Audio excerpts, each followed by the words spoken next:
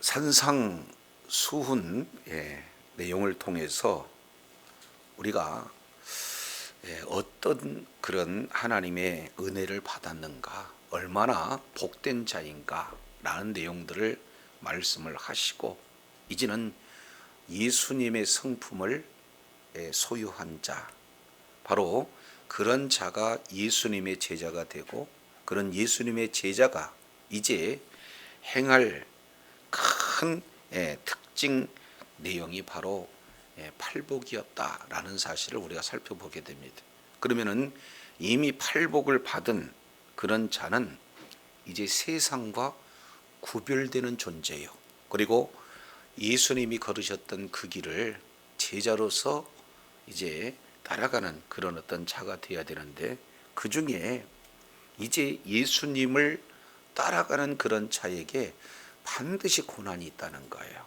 그래서 예수님을 위해서, 그리고 정말로 복음을 위해서 고난을 마다하지 않고 받는 그 자가 복이 있다. 동시에 이제 그러한 예수님을 따라가는 그 모든 길목에 고난이 있으니까 우리는 잠깐 유혹에 빠질 수가 있죠.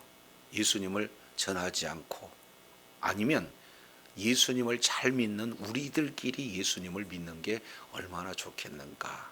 그랬을 때 우리 주님께서는 아니라는 거죠. 너의 정체성은 세상의 소금이고 세상의 빛이다. 그래서 정말로 맛을 잃어버린, 그래서 이제 점점 부패의 악취가 나는 이런 세상 속에 들어가서 다시 썩지 않게 맛을 낼 수 있는 그런 소중한 존재가 바로 너희요. 동시에 어둠 가운데 갈 길 모르고 방황하는 악한 어둠의 세력 가운데 영적으로 노예 생활하고 있는 그런 자들을 우리 하나님께서 이제는 그들에게 진정한 빛이 누구신가, 예수 그리스도를 증거해서 예수님을 믿는 믿음을 드러내는 향기로, 그리고 그런 빛된 삶으로 많은 영혼을 주님께로 이끌어드리는 것이 너희의 사명이다. 이렇게 말씀을 하고 계시는 거예요. 그런데 중요한 것은 예수님이 하신, 그리고 예수님의 제자를 통해서 말씀하시는 이런 내용이 그 당시에 율법 학자들에 대한 오해가 나타나는데, 그 중에 하나가 뭐냐면 혹 율법을 폐하러 오시지는 않았을까. 그런 내용에 대해서 예수님께서 직접 말씀하시는 내용은 나는 선지자나 율법을 폐하러 온 것이 아니라 완성케 하러 온 자다. 이렇게 말씀하시면서 너무 중요한 메시지를 이렇게 증거하셨습니다. 그 내용은 서기관과 바리새인, 그러면 그 당시에 성경 최고의 학자들 아니겠습니까? 성경 전문가가 아니겠습니까? 그런데 이런 성경 전문가들이 행하는 그들을 이제 의보다도 너희가 더 나은 의가 아니면은 결탄코 천국에 들어가지 못한다. 이런 가르침 앞에 제자들은 사실은 멘붕된 상태고, 그때 당시에 서기관과 바리새인들도 이 하나님의 말씀을 잘 알아듣지 못한 그런 내용이에요. 그래서 오늘 읽어본 본문 이 내용을 보면은 우리가 이제 서기관과 바리새인들보다도 더 나은 의가 무엇인가 하는 구체적인 6가지 이 내용이 이제는 5장 21절부터 48절까지 6가지 형태의 예를 들어서 율법을 재해석해 주고 있습니다. 그래서 앞자만 따면 살간이 맹론이, 살간이 맹론이다 라는 이런 6가지 내용. 살인하지 말라, 간음하지 말라, 이혼하지 말라, 맹세하지 말라, 그 다음에 눈에는 눈, 이에는 이, 이런 분노하지 말라, 그리고 마지막 내 이웃을 내 몸같이 사랑해라 하는 율법에 대한 그릇된 그 인식을 다시 재해석해 주시는 내용이 오늘 첫 번째 살인에 관련된 내용입니다. 자, 그 중에 21절 우리 다 같이 한번 읽겠습니다. 시작. 옛사람에게 말한 바 살인하지 말라. 누구든지 살인하면 심판을 받게 되리라 하였다는 것을 너희가 뭐 했으나? 들었으나. 여기에 예수님께서는 여기에 반복적인 용어를 이렇게 표현합니다. 들었으나 이르노니. 여기에 21절 하반절에 들었으나, 그 다음에 22절 이르노니, 이것이 바로 짝이에요.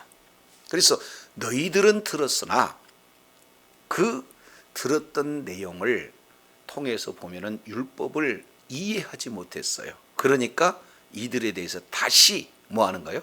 재해석해서 우리 주님께서 이르노니, 이 내용을 계속 반복하고 있습니다. 똑같죠?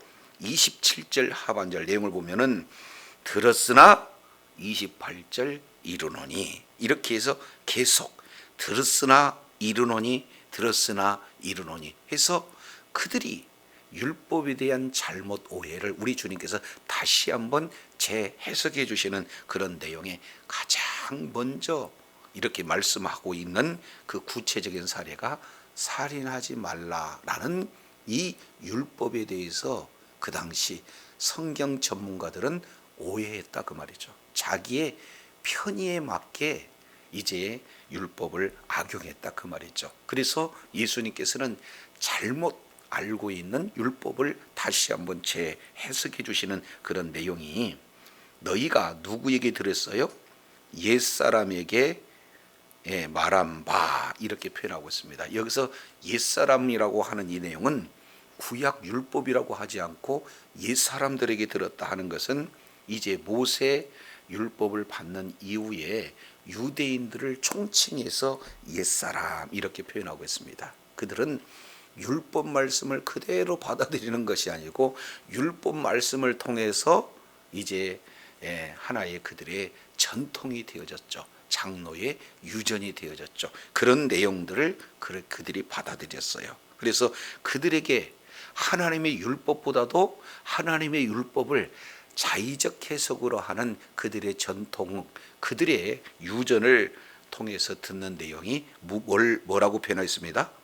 살인하지 말라라고 이렇게 들었다는 거예요. 자, 그러면 살인하지 말라, 그러면 누구든지 살인하면 뭐 하게 된다는 겁니까?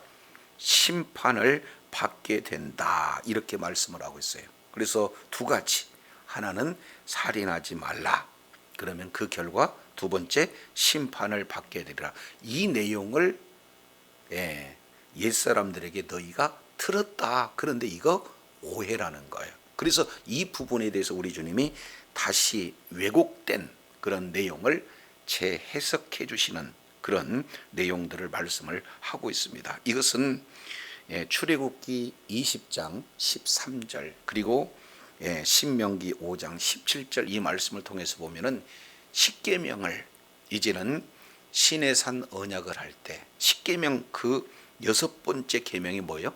살인하지 말라예요. 자, 그런데 그 내용을 통해서 보면은 심판을 받게 된다 이런 내용들이 없어요. 그러니까 이것은 그들이 왜곡된 해석을 하고 있는 것을 이렇게 살펴보게 됩니다. 자, 왜 그러냐면 우리 주님께서 살인을 하지 말라고 했습니까? 아니면 그 앞에 정말로 불의한 그런 어떤 살인을 하지 말라고 그랬습니까? 이것을 사실은 구분해 볼 필요가 있어요. 사람을 죽이는 것은 안 되죠. 왜 사람을 죽이면 안 되냐? 창세기 9장 6절 이하 내용을 통해서 보면은 도와 홍수 이후에 하나님께서 지금까지 식물을 너희들의 음식이 되게 했는데 그 이후에는 노아 홍수 이후에는 뭘 주셔요? 동물을 이제 식물로 우리 하나님께서 허락하십니다. 근데 여기에서 무차별하게 생명을 죽이는데 자칫 피째 먹지 말라고 하는데 그 피는 뭐냐? 그 피 자체가 생명이라는 거예요. 그래서 사람 역시 마찬가지로 죽이는 것은 우리 하나님께서 반드시 보응하시겠다. 이유는 하나님의 형상으로 지음을 받았기 때문에 그렇다. 우리 주님이 말씀하고 있어요. 그래서 살인하지 말라는 것은 단순하게 사람을 죽이지 말라는 차원이 아니라 사람을 죽이게 되면은 곧 하나님의 형상을 파괴하는 그런 자가 되기 때문에 우리 하나님께서 살인하지 말라 하는 이 내용을 이제 강조하고 있는 것을 보게 되어져요. 자, 그런데 여기서 삶의 이런 현상 속에서 보면은 큰 대원칙은 그렇게 했으나 사실 살인하는 것이 죄입니까? 라고 물어봤을 때 여기에는 의문점을 우리가 이렇게 가질 수 있는 살인도 있어요. 왜냐하면 예수님께서 하나님께서 사울 왕에게 첫 번째 왕이 되고 난 이후에 뭐라고 말씀을 하셨냐면은 아말렉 사람들을 작은 자든 큰 자든지 다 죽여라 라고 이렇게 했어요. 그런데 우리 하나님이 죽여라고 하는 그 말씀에 순종하지 않아서 사람을 죽이지 않은 그 자체가 결국에 사울이 왕에서 폐위되는 그런 어떤 결과가 나타나게 됩니다. 자, 반면 두 번째 사울 이어서 왕이 됐던 자가 다윗이에요. 그런데 다윗에게 똑같은 내용을 했을 때 다윗은 사람들을 많이 죽였습니다. 다 죽였습니다. 남기지 않고 죽였습니다. 그런데 우리 주님께서는 그를 죄라고 했나요? 죄라고 하지 않았어요. 그러니까 여기서 의문, 살인하지 말라라고 전제한 이 살인의 대상이 누군가? 이 내용은 전제가 하나님의 뭐예요? 말씀에 순종한 그런 어떤 내용이 전제가 되어져야 된다라는 사실을 살펴봤어요. 다른 말로 본다면 이웃 생명을 뭐 하는 거예요? 존중하라는 거예요. 자, 그러면은 삶 속에서 적용해 본다면, 자, 오늘날도 법정에서 특히 미국의 경우에는 이런 법들이 많이 있어요. 잘 우리가 보시면 알겠지만, 자, 강도가 들어와서 권총을 들이댑니다. 그랬을 때 주인이 이렇게 총기로 위협하는 그런 강도를 죽였을 때 그것을 살인죄라고 합니까? 정당방위라고 합니까? 그죠? 그러면은 사랑하는 가족을 위협하고 이렇게 강도가 아주 그냥 목숨을 위협하는 그런 아주 극단적인 상황 속에서 이 문제를 어떻게 할 것인가? 그러니까 우리 주님께서는 무조건 살인하지 말라라고 이렇게 말씀하지 않았어요. 전제는 뭐예요? 하나님의 말씀에 이제 이렇게 불순종한 그런 살인을 전제하고 있다라는 것을 보게 됩니다. 그래서 이제 심판을 그 자들은 뭐 한다는 거예요? 심판을 받게 된다라고 그들의 유전을 이렇게 덧붙이는 그런 내용들이 됐어요. 그렇게 살인에 대한 내용을 잘못 알았어요. 전쟁에 나가서 사람을 죽이는 경우, 그리고 또 정당 방위로 사람을 죽이는 경우, 때로는요 이제 사형 선고자에게 사형을 집행하는 일을 누가 해야 돼요? 사람이요. 실제 죽이는데 그 죽이는 사람을 죽였다고 하지 않습니다. 그래서 여기들은 율법에 대한 이 정확한 주신 하나님의 의도를 모른 채 살인하지 말라, 그러면 심판받는다라고 그들은 왜곡된 해석을 진행했을 때 우리 주님이 바로 잡아줘요. 그래서 22절 앞에다가 이렇게 기록해놓은, 그러나 너희들은 잘못 들었으나, 다른 말로 잘못 해석해서 알고 있으나 잘못된 왜곡된 그 해석을 내가 바로잡겠다 하는 그 단어가 뭐예요? 그러나 이 속에 담겨져 있어요. 그래서 나는 너희에게 이르노니, 그러면 너희들은 옛사람한테 들었다면은 내가 지금부터 이르는 이 내용은 이제 하나님의 권위, 하나님의 말씀에 대한 권위를 가진 예수님께서 재해석을 해주시겠다, 지금 이렇게 말씀을 하고 있습니다. 이제 율법의 창시자여 율법의 수여자이신 예수님께서 율법에 대한 왜곡된 해석을 가지고 있는 그들을 향해서 재해석을 해주고 계시는 그런 내용이죠. 자, 이 내용을 통해서 보면은 이렇습니다. 세 가지로 지금 말씀을 하고 있는데 5장 22절 우리 다 같이 읽겠습니다. 시작.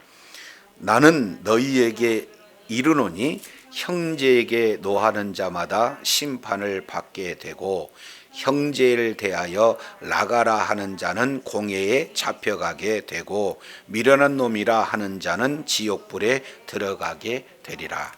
이 내용은 바로 조금 히브리 문장 구조 내용을 보면은 평행법 이렇게 볼 수가 있어요. 그래서 세 가지 이 내용을 지금 구체적으로 예를 들고 그 세 가지 예에 대한 바로 이 결과를 반복해서 A, B, A, B, A, B 그래서 A1, A2, A3 이렇게 해가지고 세 번 이렇게 강조해서 지금 말씀을 하고 있는 그런 내용인데 첫 번째 노하는 자 그리고 두 번째 나가라고 하는 자 그리고 세 번째 미련한 놈이라고 하는 자. 그러니까 이 세 가지 이 내용이 바로 이제 구체적인 내용을 예시해서 지금 말씀을 하고 있는데 거기에 따른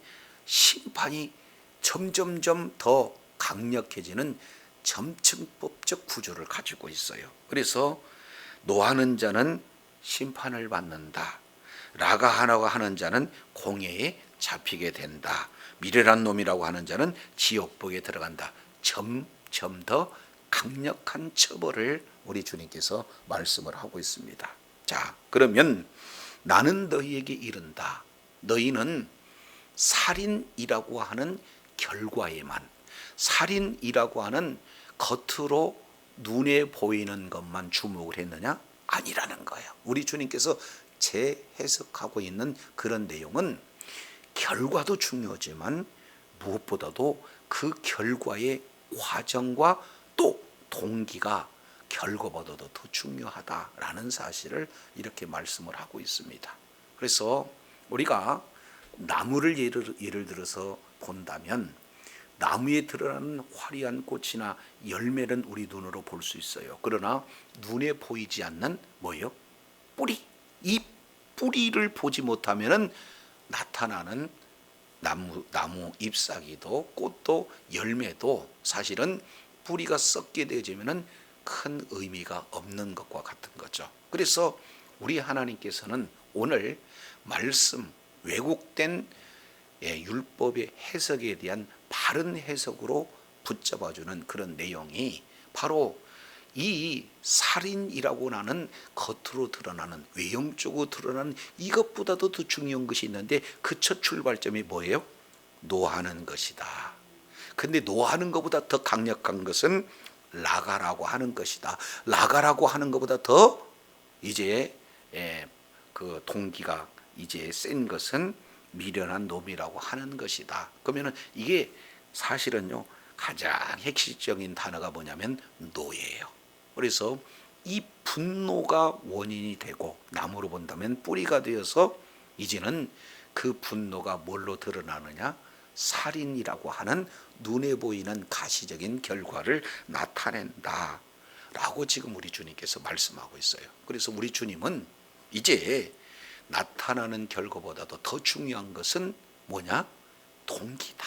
그래서 살인보다도 더 중요한 것은 살인에 이르게 한 가장 근본적인 분노 문제를 우리 주님께서 다루고 계세요. 그래서 그러한 분노를 하는 자는 뭐 한다는 겁니까? 심판을 받게 되어진다. 이렇게 말씀을 하고 있어요. 여기서 분노라고 하는 이 내용은 원문 내용을 가지고 보면은요, 이 분노가 끊임없이 분노하고 있는 상태예요. 분노를 잊을 수가 없어요. 그래서 분노를 잊지 않고 계속하는 그 분노, 이 내용을 이제 뭐 한다? 그런 자는 심판을 받는다. 근데 여기서 심판이라고 하는 내용을 다른 용어로 보면은 재판이에요.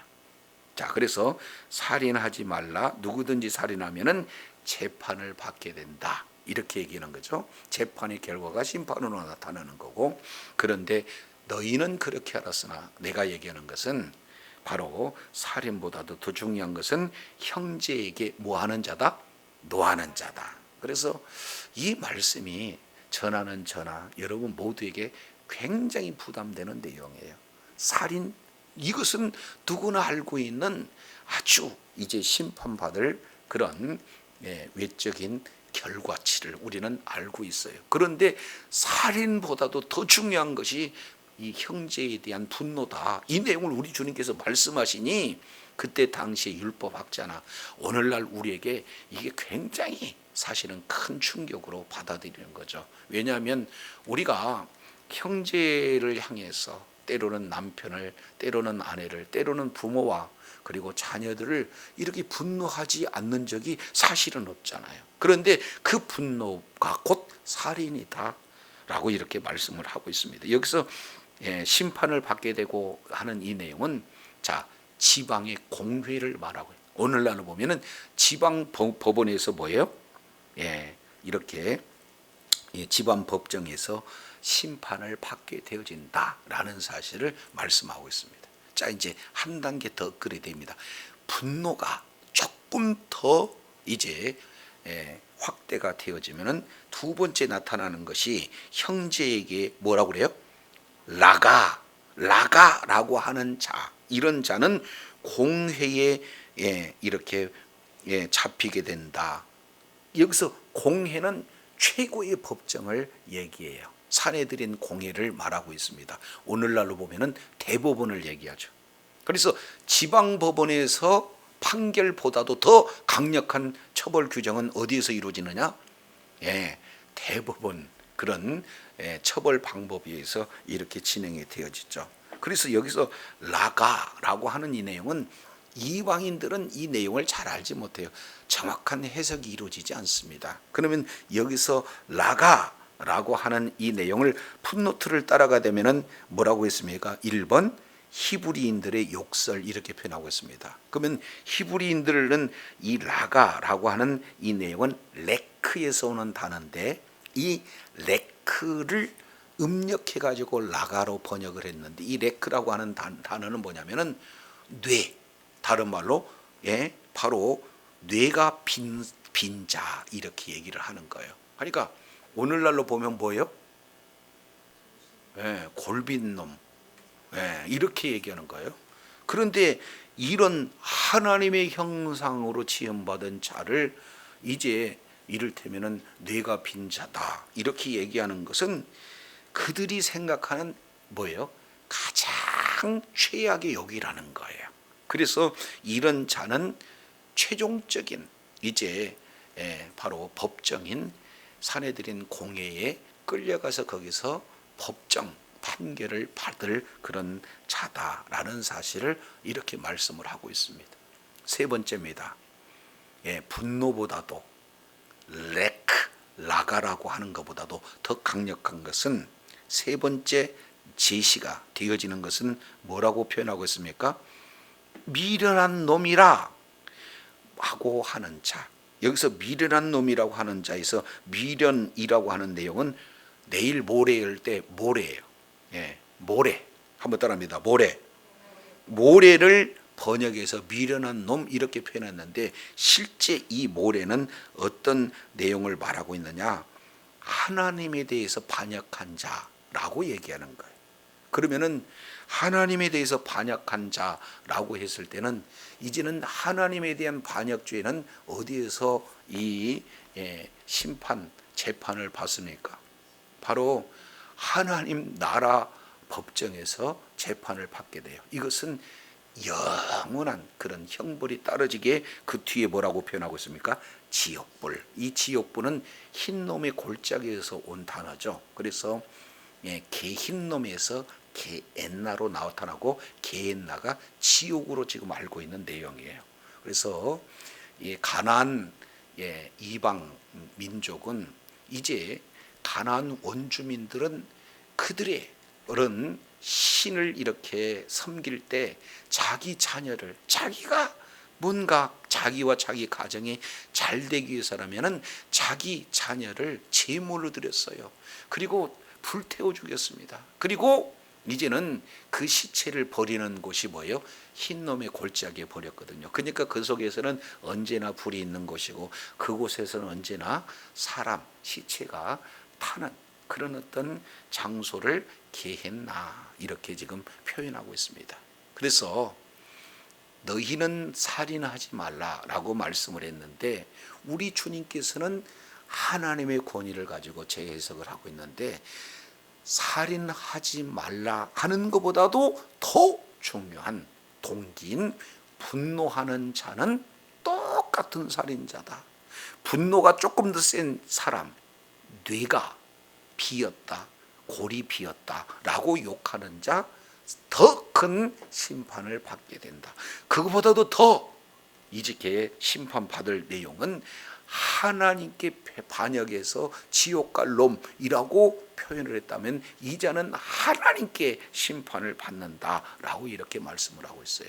자, 이런 내용이라면은 우리가 이제 좀 충격을 받을 내용이죠. 왜? 나는 살인 안 했으니까 라고 그때 당시에 이 바리새인 서기관들은 이 율법 나는 살인을 하지 않았다는 그 자체가 그들의 의가 됐는데 우리 하나님께서는 그런 의롭다라고 하고 있는 그런 자들이 아니다. 겉으로 드러나는 의는 너희들이 잘못 왜곡해서 해석한 기준에 따른 의가 되는 거고 실제 우리 주님께서 요구하는 의는 그 살인을 어떤 수준으로 받아보느냐 분노는 곧 살인이다 라고 우리 주님께서 보고 계신다는 거예요. 그래서 저와 여러분 이 내용을 통해서 살펴본다면은 이제 내면적인 동기도 엄청 중요하고 외적으로 드러나는 바로 결과도 엄청 중요해서 사실은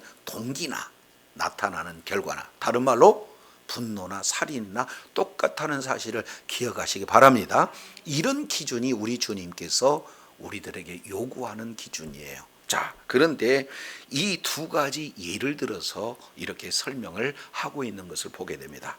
여기서 가장 살인의 근본적인 뿌리, 근원은 뭐냐? 분노다라는 거예요. 그래서 우리가 이 분노 문제를 해결하지 않는다 그러면은 하나님 앞에 이렇게 바로 설 수 없게 되어지는 건데 두 가지예요. 첫 번째 23절, 24절 다 같이 읽습니다. 시작. 그러므로 예물을 제단에 드리려다가 거기서 내 형제에게 원망을 들을 만한 일이 있는 것이 생각나거든 예물을 제단 앞에 두고 먼저 가서 형제와 화목하고 구에 와서 예물을 드리라. 아멘. 자, 여기서 예물을 뭐예요? 제단에다가 드린다. 그러니까 이 예물을 제단에게 드린다는 것은 사실은 이 종교 지도자들 이런 경우에는요 이게 목숨과도 같은 거예요. 굉장히 중요한 내용입니다. 오늘날 예배가 그래요. 자, 그래서 이제 이 예물을 제단 앞에 드리려고 하는 것은 너무너무 급선무요 너무너무 중요한데 거기서 내 형제에게 뭘 들어요?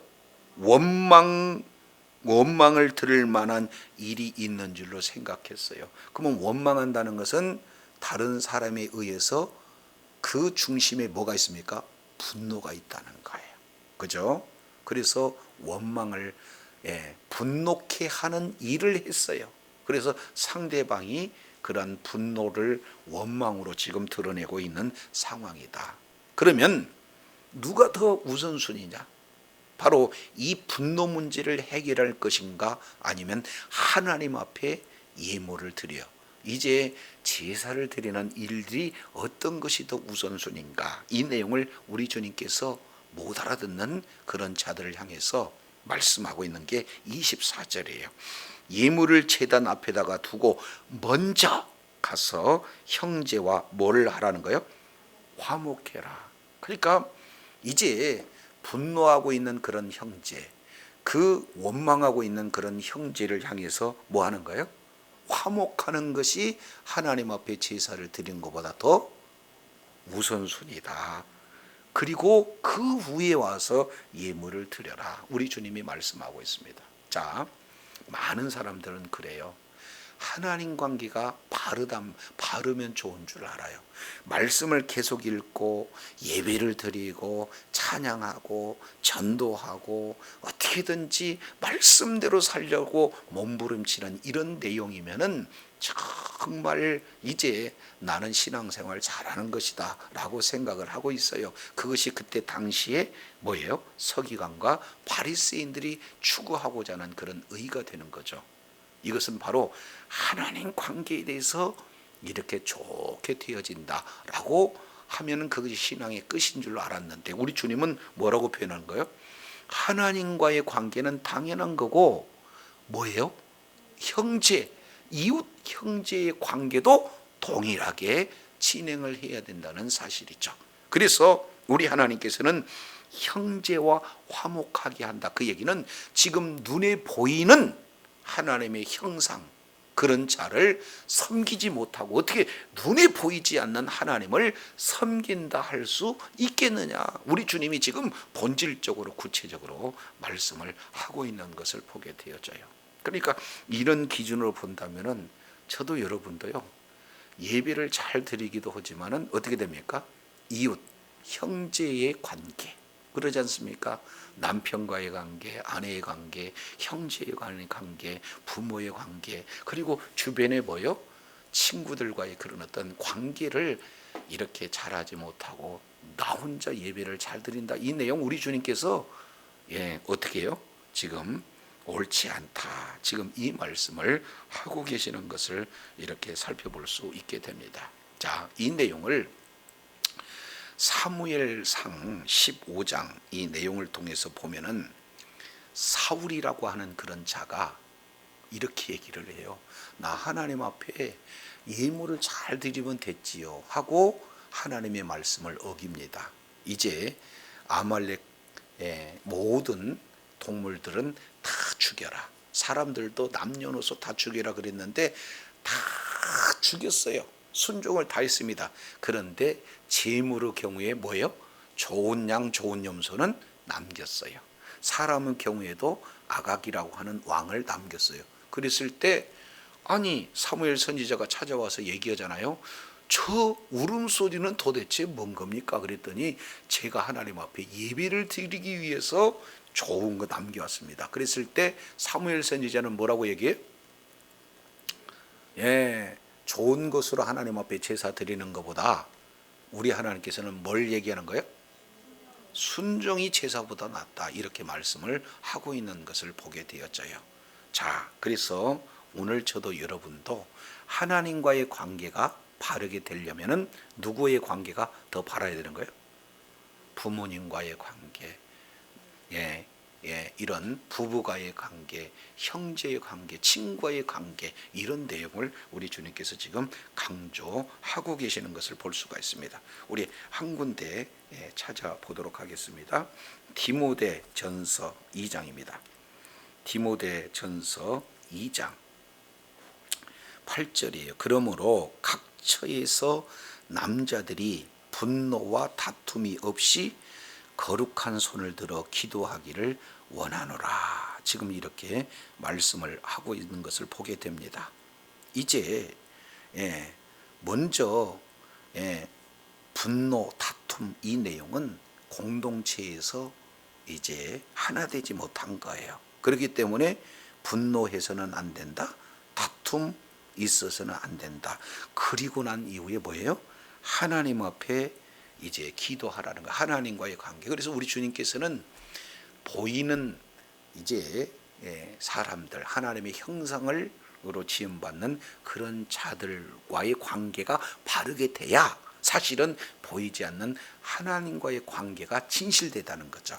그렇기 때문에 이 히브리인 그 유대인 서기관과 바리새인들은 하나님과의 관계만 잘 됐으면 됐지 라고 해서 형제 관계를 무시했던 이런 내용들을 아주 질타하고 있는 그런 내용들을 보게 되어집니다. 자, 우리 한 군데만 더 찾아보겠습니다. 로마서 12장입니다. 로마서 12장 18절 할 수 있거든 너희로서는 모든 사람으로 더불어 뭐해라? 이게 쉬운 일은 아니에요. 화목한다는 것. 그래서 모든 사람으로 더불어서 뭐해라? 화목해라 하는 이 내용을 말씀을 하고 있습니다. 한 장 더 넘겨서 14장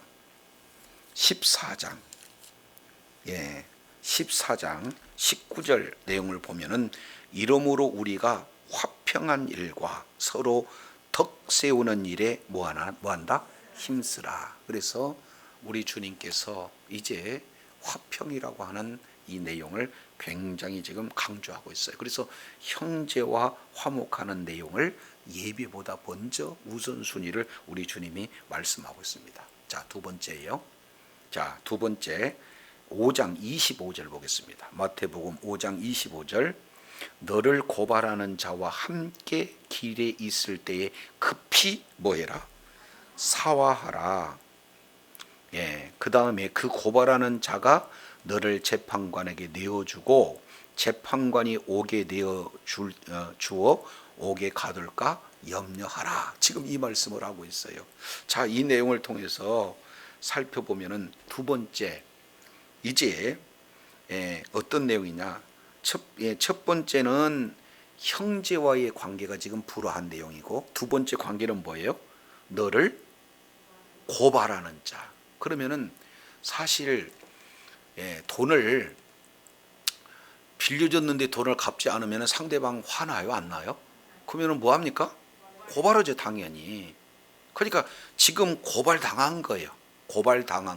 그래서 지금 어디로 끌려가고 있습니까? 법정으로 끌려가고 있는 거예요. 그래서 법정에서 딱 끌려가는 순간 그 다음부터는 이제 아예 노예로 팔게 되는 것이 그때 당시의 법입니다. 그렇기 때문에 지금 끌려가고 있는 그 순간 이것이 뭐예요? 급히 사화해라. 사실은 시간이 촉박하다는 거예요. 가장 긴박한 그런 어떤 문제라는 거예요. 그래서 이제는 이 문제를 법정에 가기 이전에 해결하지 않으면 지금으로 본다면 뭐라고 표현하는 거예요? 합의하지 않으면 이게 안 된다. 그래서 타협해라. 이것이 가장 시급한 문제다라는 사실을 지금 말씀을 하고 있는 것을 보게 됩니다. 이제 재판장이 들어가면 끝이라는 그 이전까지 합의를 하라는 거예요. 합의. 그래서 두 가지 내용입니다. 하나는 상대방이 지금 원망하고 있는 상태.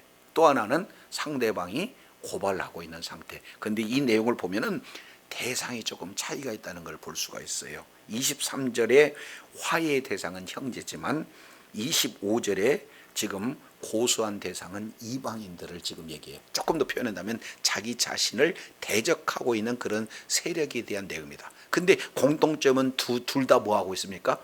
굉장히 분노하고 있다라는 사실을 이렇게 말씀을 하고 있어요. 그래서 이 살인보다도 가장 본질적인 뿌리에 해당되는 이 분노를 해결하지 않냐고는 어떻게 돼요? 가장 급선무가 분노를 해결하는 이런 내용이다. 그것은 예배를 드리는 것보다도 이 아주 이 잠시 잠깐 이 주어진 기회를 놓치면은 영원히 종되어질 수밖에 없는 그런 하나님께서 시급한 문제가 분노를 해결하는 그런 어떤 내용 아니겠어요?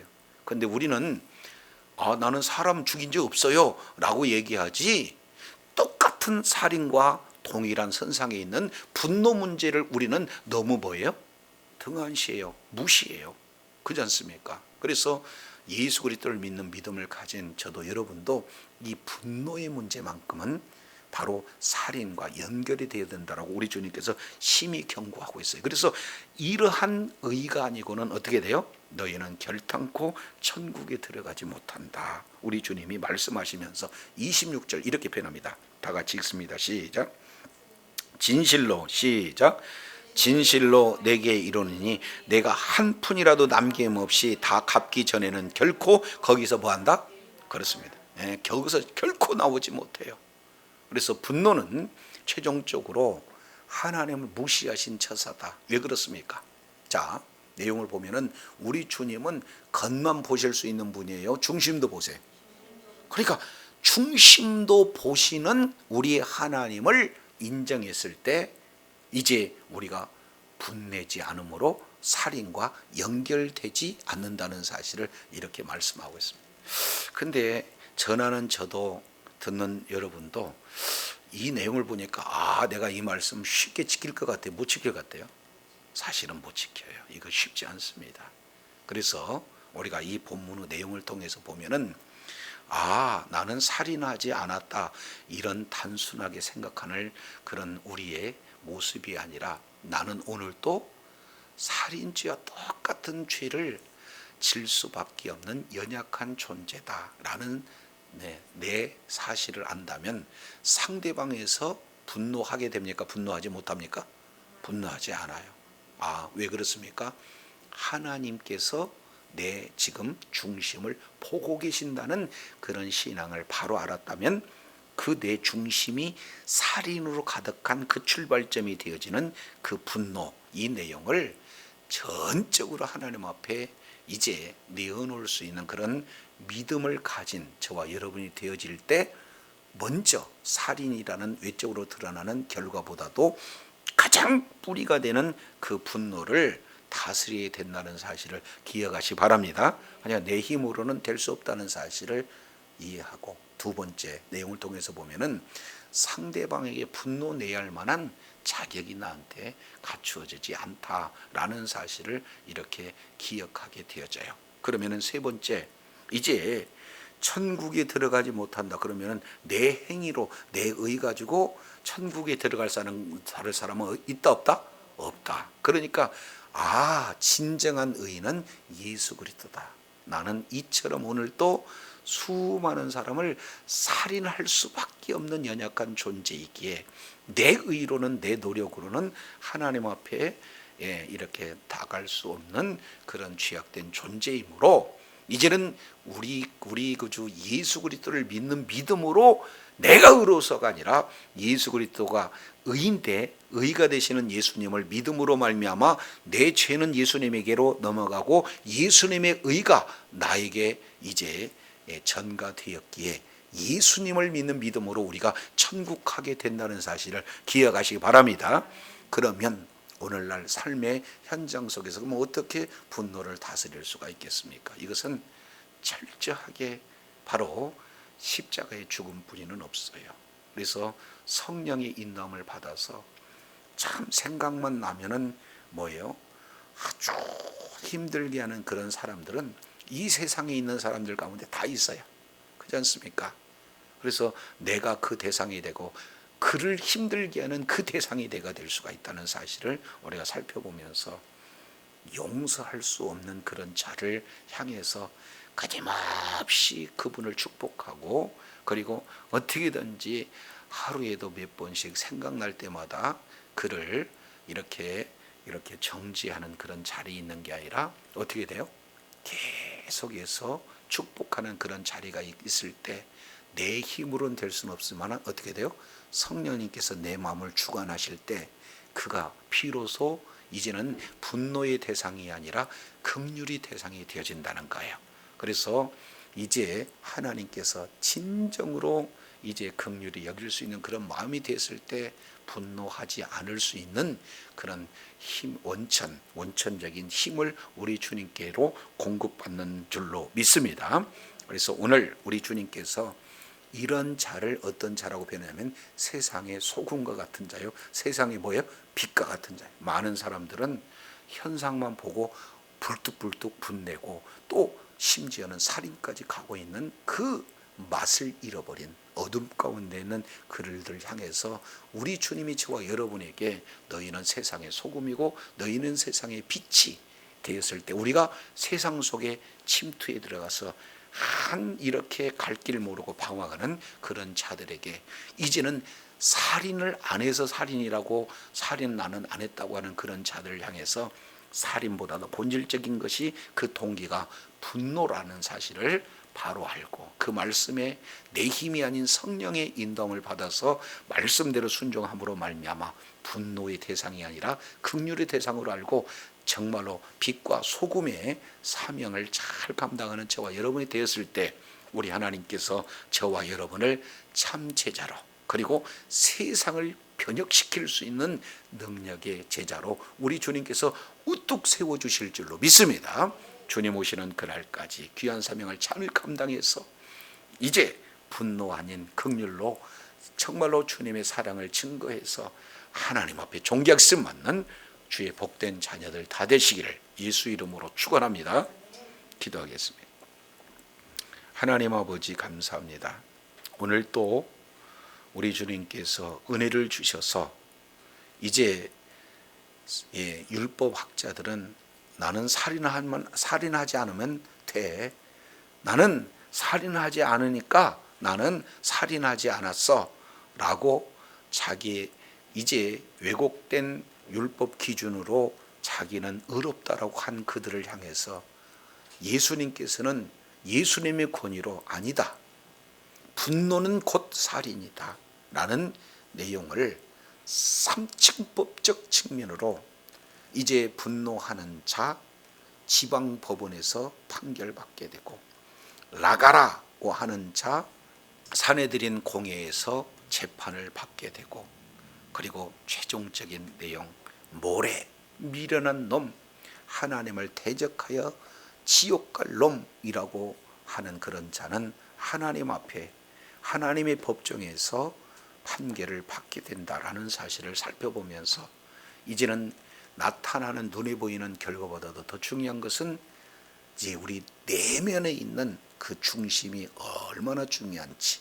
그래서 우리 하나님께서는 이제는 중심을 보시는 하나님이기 때문에 그 하나님을 믿고 인정하는 자는 우리 마음 관리를 잘 하는데 이것도 내 의가 아닌 성령으로 지배를 받았을 때 가능한 줄로 믿사오니 이제는 내 마음속에 품어있던 그런 분노의 문제를 해결함으로 끝까지 하나님 앞에 능력 있게 존귀하겠음 받는 주의 사랑하는 제자들이 다 되어지도록 은혜 베풀어 주시옵소서.